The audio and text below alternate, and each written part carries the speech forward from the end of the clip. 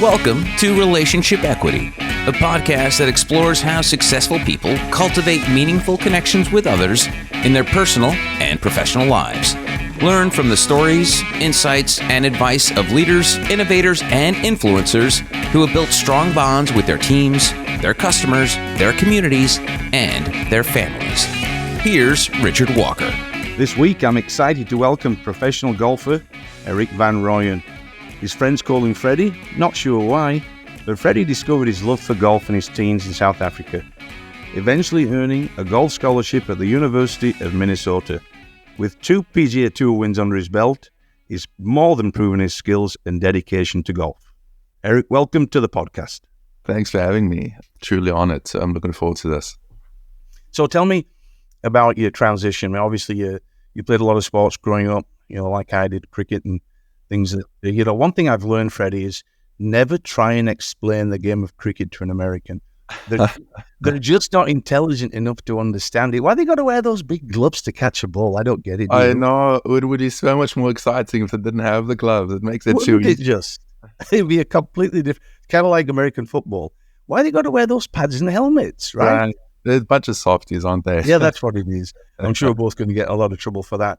But I'd really like to get inside your brain, take you back in time, and then we're going to go around in circles here. I don't have a script of how we're going to do this, so I'm going to take your brain back and forth from being a kid. I always like, for people to understand where you grew up, and then, of course, your progression and your life story that got you are where you are today. So as a kid, tell us about where you grew up and how you grew up, and then, of course, when golf came into the picture. Yeah, so I was born in Cape Town in 1990. My father was born and raised there as well. Moved around quite a bit as a kid. I was 4 years old when we moved to a city called Pretoria, which is in the northern part of the country. Started going to school there, started playing, like you mentioned, rugby, cricket, athletics, and golf only came into the picture when I was around 8 years old. My dad always saw it as sort of old man's game. He was a surfer back in his day growing up in Cape Town, and his father and my granddad only started playing the day he retired. So he was 60 years old when he started playing. Anyway, so I was 8 when I started playing golf, go to the range with my dad. He's 38 at the time, started hitting his clubs, started caddying for him on Saturday mornings. He'd give me a couple bucks for pushing his little push trolley for 18 holes. And that's kind of how I was introduced into the game. So I have an older brother and a younger sister. So my brother and I obviously started playing golf with my dad, and I was 10 years old and my dad bought us a set of clubs that we had to share. So my brother being the older, he was 4 years older than me. He'd be the one carrying the clubs. I'd hit it left, he hit it right. He'd be the one running back and forth across the fairway. I think it was a year or two later when, he got my dad's hand-me-downs and I got my own set of clubs. So that's kind of how I was introduced into the game. When I was 13, we moved down south from Pretoria to a town called Oudtshoorn, which is near George, which George in South Africa is sort of like our golf mecca, right? It's where Fan Courts is, which is a world-class golfing resort. It's where they hosted the President's Cup back in 2003.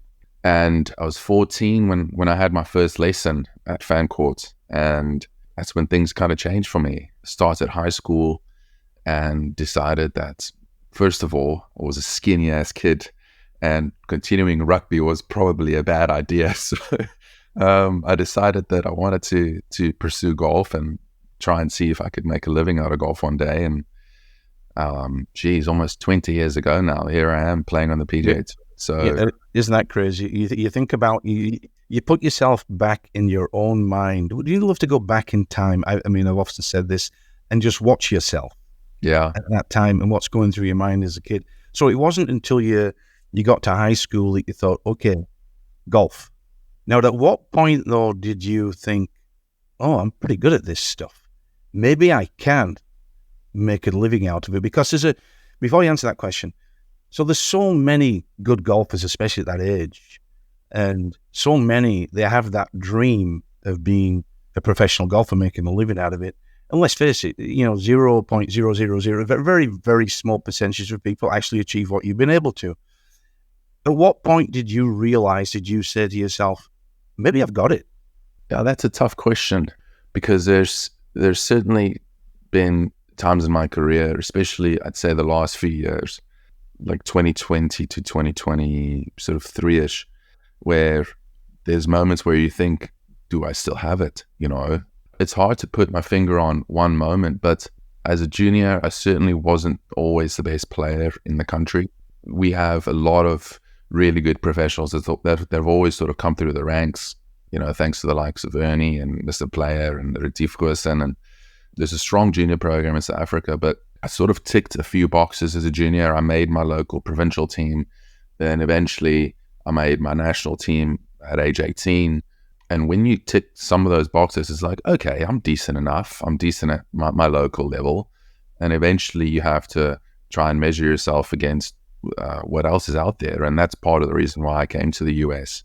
Like I mentioned, I wasn't the number one player from South Africa. So someone like Dylan Fratelli, who won World Juniors at age 16, you know, he got the scholarship to Texas, which is a phenomenal golfing program. And I decided quite late that I want to come to the US to pursue my golfing dream, but not only that, but also get a degree, because you're 18, you're 19, I have these aspirations and goals and dreams of winning majors, but like you just mentioned, it's 0.001% of guys that actually accomplish that. So my dad was super adamant that I get a degree no matter what I do, whether it's, you know, studying in South Africa and playing golf on the side, or coming to the US and doing it through the college system, which is a phenomenal system, by the way.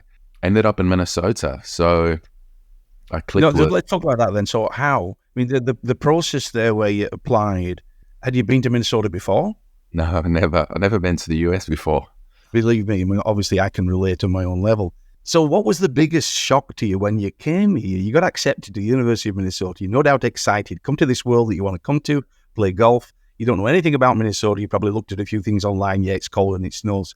Tell me about that experience. I'd have been a bit crazy. You knew nobody, right? For sure. And you can look up all you want, but until you've experienced Minnesota cold, you don't know what cold is, right? So also, if we go back, I visited Minnesota. It was like the end of May. The university just shut down for some That's a good time to come. It was perfect weather.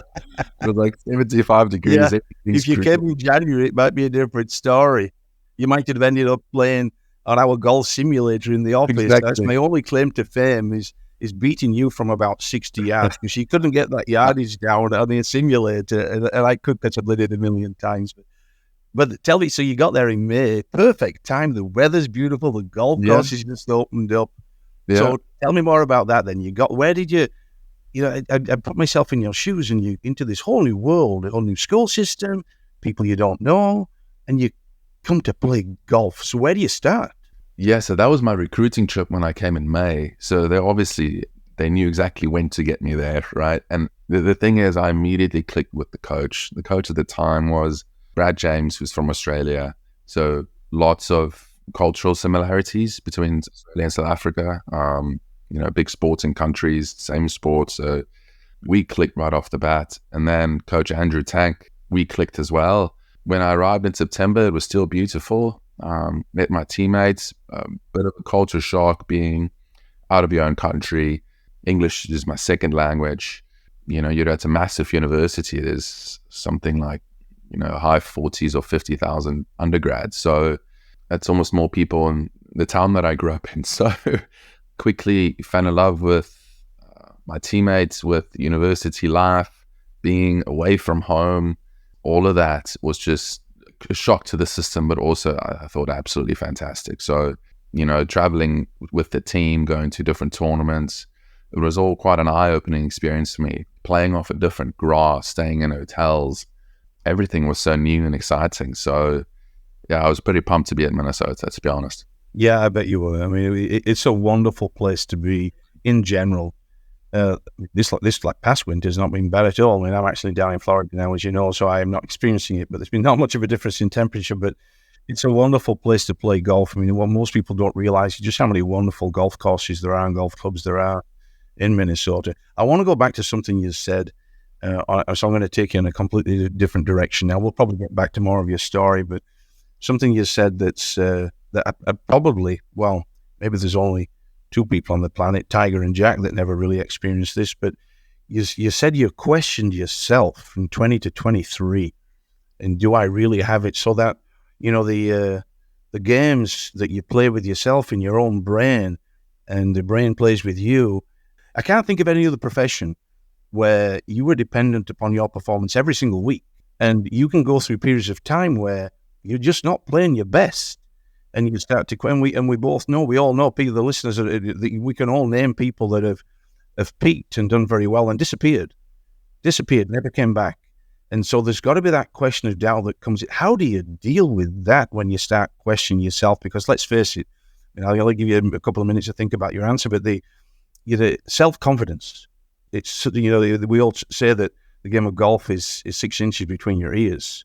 So talk about how you process that, what you deal with that. That 2000 to 2020 to 23, what was going through your mind, how you dealt with it. So 2019, 2020, I played some of my best golf up to date, most consistent, played really well, got up to 40th in the world.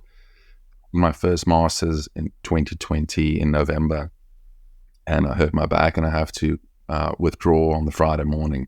Nothing super major in the sense that I need surgery or anything, but bad muscle spasms, probably some poor advice from a few people around me, and withdraw on the Friday of the Masters, which that's a massive deal, right? That's the pinnacle of our sport. Then started working with a rehab specialist from South Africa December of 2020.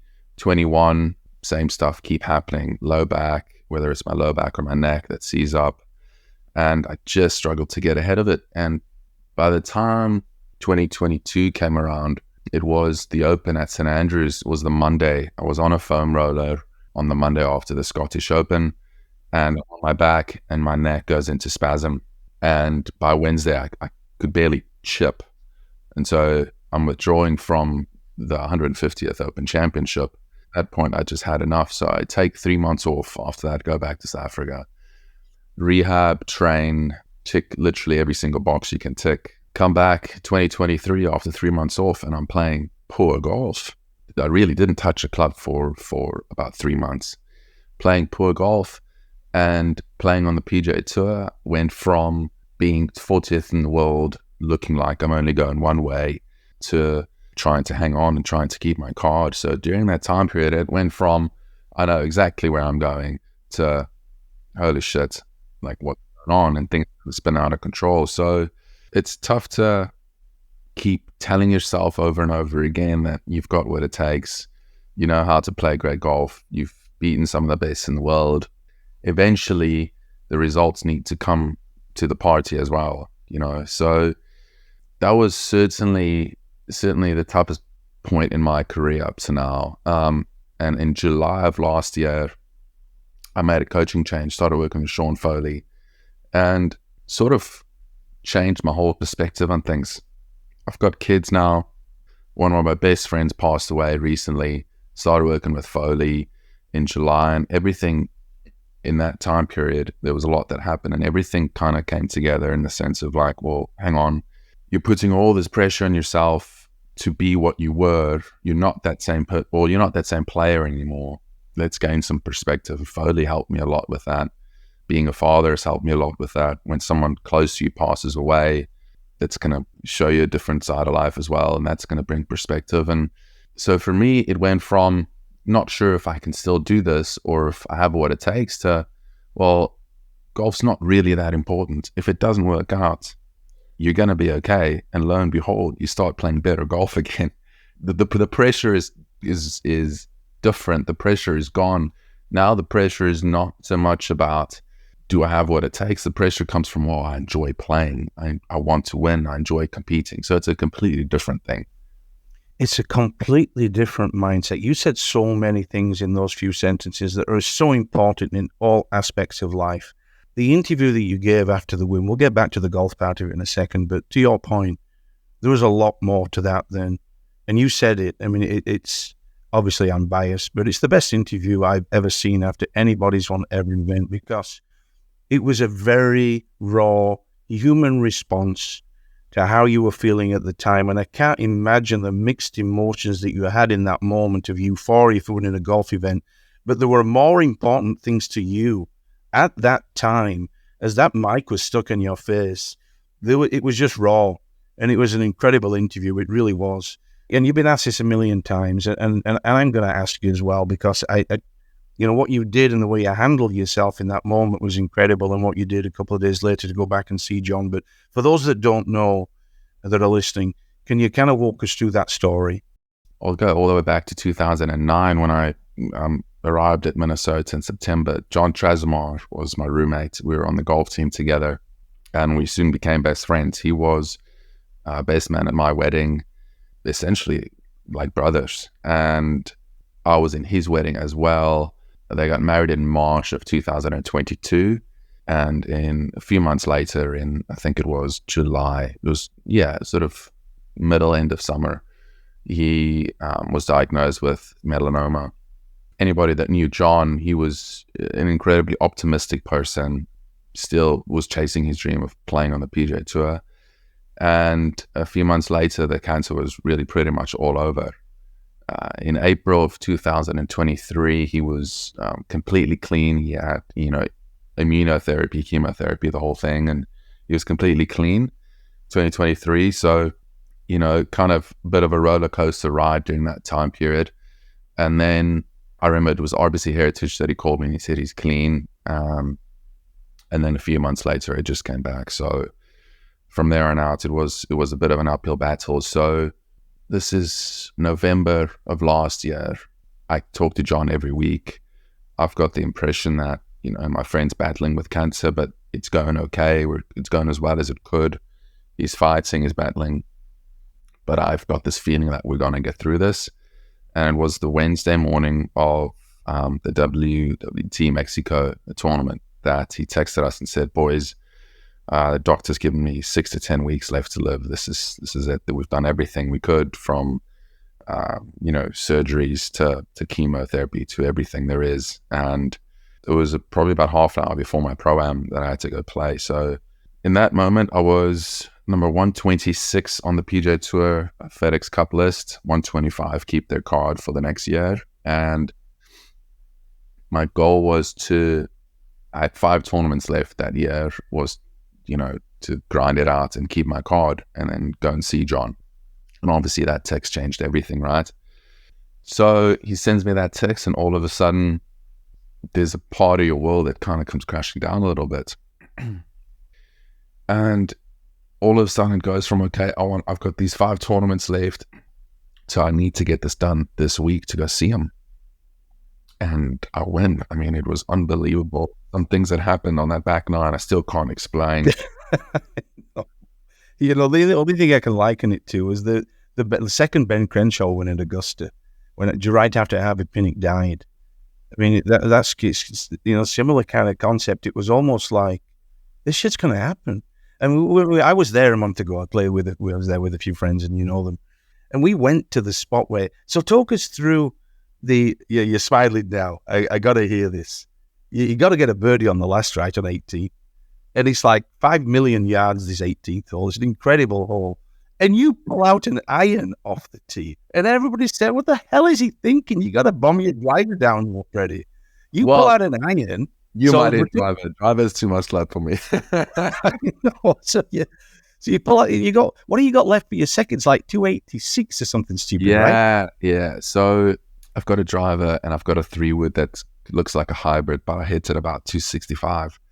So like a 3-wood yardage on tour. And then I've got my 2-iron in the bag. Problem is, driver brings bunkers into play, and it's an automatic layup.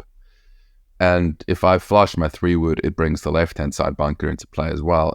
And funny enough, Justin Sir, that was playing in front of us, hit it into that left bunker and laid up and made 5. Yeah, and it's deep. That bunker's deep. Yeah. And so I was talking to Feely, my caddy, and we decided upon 2-iron, but then I mishit the 2-iron. So right. So now I've got a mile home. I was hoping to 2-iron to the front edge of the green and then hit a pitch and go make the putt, but now 2-iron can't reach. So I remember it was, I carried my 2-iron about 245 and hit it off the tee. There's obviously a ton of adrenaline and nerves.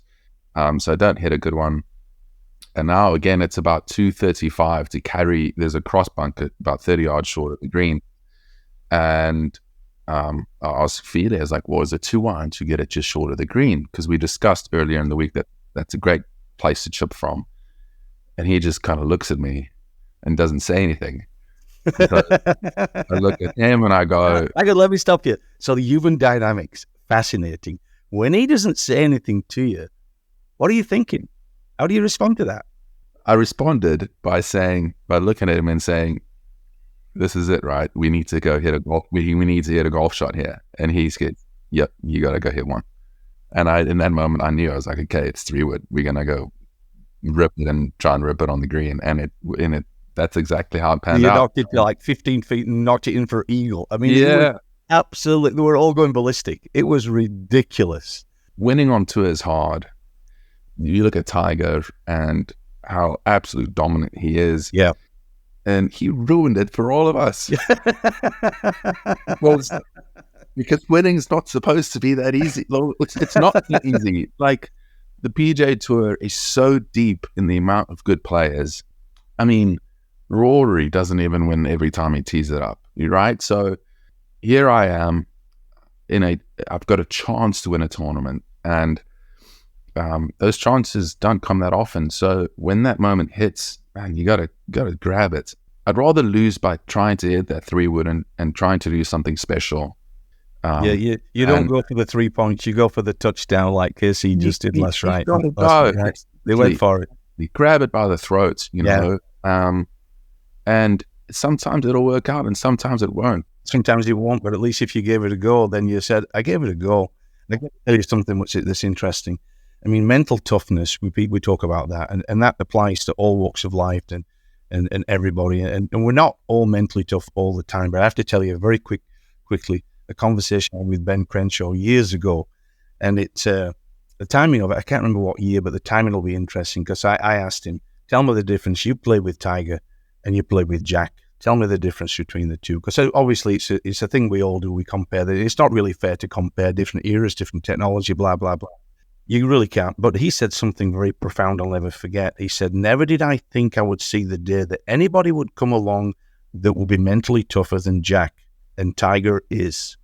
That's what he said. So that mental toughness, I mean, let's face it, every single tour pro, everybody's got slightly different skills, but they're all brilliant golfers to be there. Brilliant.